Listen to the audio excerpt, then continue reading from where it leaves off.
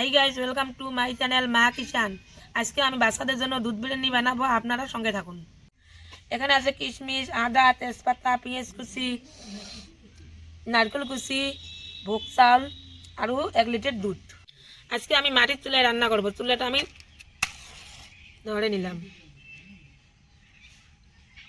এখন আমি কড়াইটা বসে দিলাম।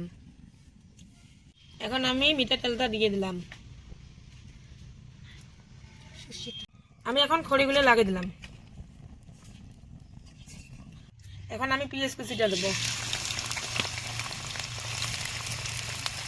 আমি এখন নেড়ে দেবো। পেঁয়াজটা এরকম করে লাল লাল করে ভাজে নিতে হবে। আমি এখন নারকেল কুচিটা দেবো, নেড়ে দেবো।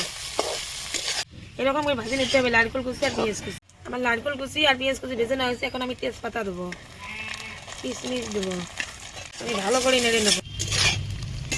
আমি সামান্য পরিমাণ আদা বাটা দেবো। আমি 1/2 কিলো ভোগ চাল দিয়ে দেবো। আমি এখন নেড়ে দেবো।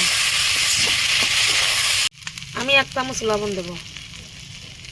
আমি 1 চামচ লবণ দিলাম। এখন আমি ভালো করে চালটা ভেজে নেব। আমার চালটা এখন ভাজানো হয়ে গেছে। এরকম করে ভালো করে ভাজতে হবে।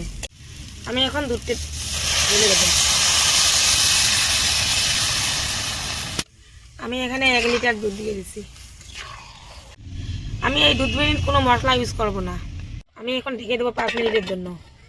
আমি চুলের পাওয়ারটা মিডিয়ামে দেবো। আমি এখন ঢাকনটা তুলে দেবো। আমি সামান্য পরিমাণ নেড়ে দেবো। আমি এখন 3 মিনিটের জন্য ঢেকে দেবো। এখন আমি ঢাকনাটা খুলবো।